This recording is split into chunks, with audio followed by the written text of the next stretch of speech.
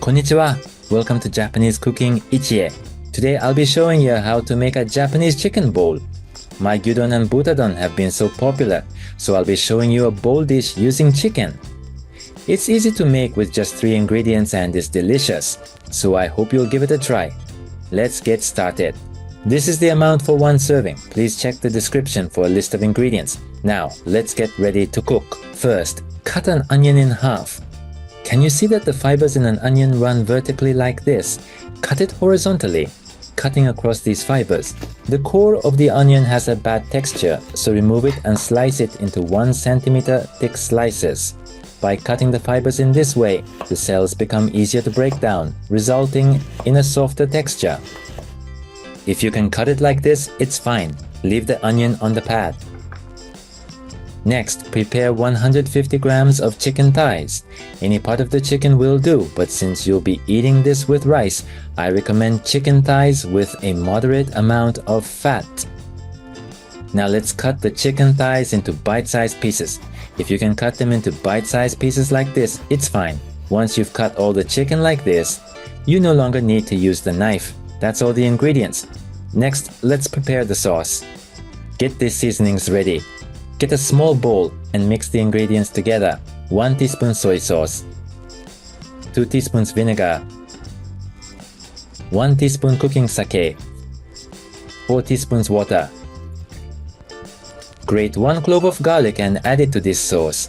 Adding garlic will add a punchy, delicious flavor. Finally, add 2 pinches of potato starch. Adding potato starch will thicken the sauce, allowing it to mix well with the rice and giving the dish a more unified feel. Once you've added all the seasonings, mix well to prevent the potato starch from forming lumps. Once it's completely mixed like this, the sauce is ready. Now, let's move on to cooking. Place a small frying pan on the stove and start by cooking the chicken. The key here is to cook the chicken skin side down. Cooking the chicken skin first has 3 benefits. 1. The skin becomes fragrant. 2. The skin releases flavorful fat. 3. It prevents the meat from becoming overcooked and tough. Once all the chicken has been arranged in the frying pan, heat over medium heat. The chicken will release fat, so there is no need to add any additional oil. Make sure to check the brown marks on the chicken skin as you cook. Once the skin is well browned like this, it's time to add the onions. Once all the onions are added, cook until cooked through. Cook for about 1 minute, then mix everything together and continue cooking. The chicken skin is nicely browned and looks delicious. When the onions become translucent like this, it means they are cooked through. Now let's add the sauce.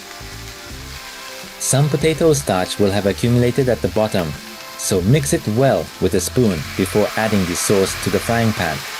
Please stir fry while mixing well like this, so that the sauce and ingredients are well mixed.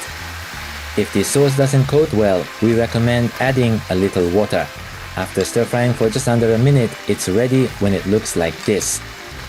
Now, turn off the heat. Finally, drizzle 1 teaspoon of sesame oil over the rice to add flavor. The reason for adding the sesame oil after turning off the heat is to prevent the flavor of the sesame oil from evaporating. This is a matter of personal preference, but since this dish is lightly seasoned, you can add salt to adjust the flavor. I like to add just 1 or 2 pinches of salt. Then mix everything together and it's done. The aroma of sesame oil and garlic wafts through the air, really whetting your appetite. Now let's move on to plating. This time, we'll use this beautiful cherry blossom patterned bowl to serve the dish.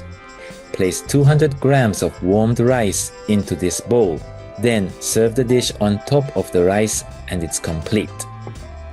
This is up to your preference, but I recommend sprinkling some green onions and white sesame seeds on top. I love green onions, so I have a habit of sprinkling them on everything, and that's it. It looks so delicious. Now let's eat!